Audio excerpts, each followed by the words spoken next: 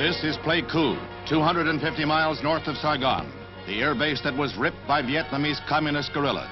8 Americans died in the attack that brought swift retaliation by U.S. and South Vietnamese forces. From carriers and land bases, 49 jets struck back at staging areas just across the border in North Vietnam. The Red Guerrillas were able to slip by Vietnamese guards in the middle of the night raid and lob mortar shells into the area, while hand-carried bombs were placed under aircraft and against barrack walls. Why security was so lax is the object of 2 investigations, although some officers say full protection against such attacks is impossible in this jungle war. There is mute evidence of the toll the guerrillas took here.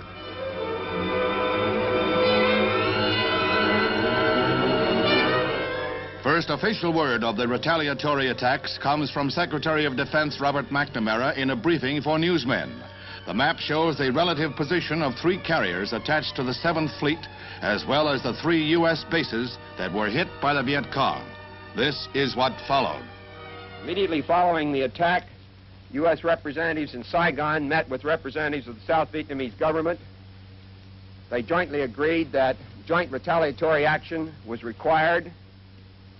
The President's approval of this action was given after the action was discussed with and recommended by the National Security Council at a meeting held between 7:45 p.m. and 9 p.m. last night. Mr. McNamara said that the raiding U.S. jets hit Dong Hoi Barracks, where most Red troops are equipped for their forays to the south.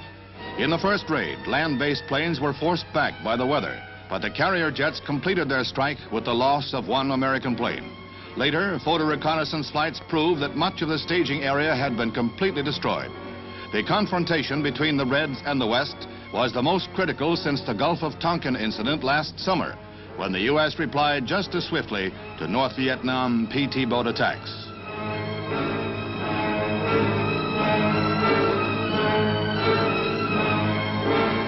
The second raid came the next day, when the South Vietnamese pilots struck anew at bases across the border. Here again, a successful mission was carried out as the Red Communication Center at Vinh Linh was bombed and strafed. Both Beiping and Moscow were slow to comment on these retaliatory raids. Finally, they both promised to back the North Vietnamese regime. Asian reaction, however, was that the 2 Red powers had lost face in the East-West showdown. To bolster defenses in South Vietnam, a Hawk ground-to-air missile unit has gone on duty. Meanwhile, President Johnson's Special Assistant for Security Affairs, McBundy, arrives at the scene of the Viet Cong raid. He was in Vietnam on a mission for the president when the attacks took place, and he holds a battlefront conference with Lieutenant General Con before returning to Washington. While he conferred with Vietnamese officials, the National Security Council was meeting in Washington. It was these meetings that brought the swift decision to strike back at the Viet Cong, to re-emphasize our resolve to continue to defend the cause of freedom in Southeast Asia. Before leaving for home, Mr. Bundy flew to the 8th Field Hospital to visit the men wounded in the guerrilla attack. 108 men were wounded, 79 of them seriously.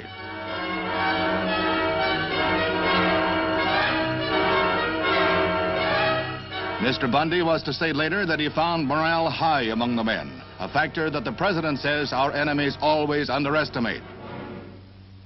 Mr. Bundy arrives back in Washington the next day, and he immediately goes into conference with the President and the Security Council. He tells reporters that he found political and religious factions in Vietnam united in their belief that the Viet Cong is their common enemy. We had an opportunity to talk frankly and freely with them. They again emphasized the overriding importance in South Vietnam of the contest against the communists.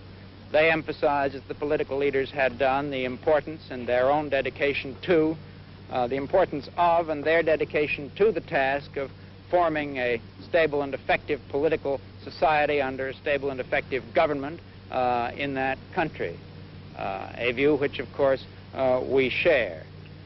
And I think it's fair to say that the Americans in Vietnam are in very good heart and are prepared to continue even against this kind of danger and this kind of sneak attack. Let me say one more thing about that sneak attack, that in a war of this kind in which there are no fixed lines, in which there are large territories that are lightly inhabited and that are essentially jungle and mountainous in character. I know no military man who believes that without an overwhelming assignment of local defense forces, it is possible to guarantee against this kind of sneak attack.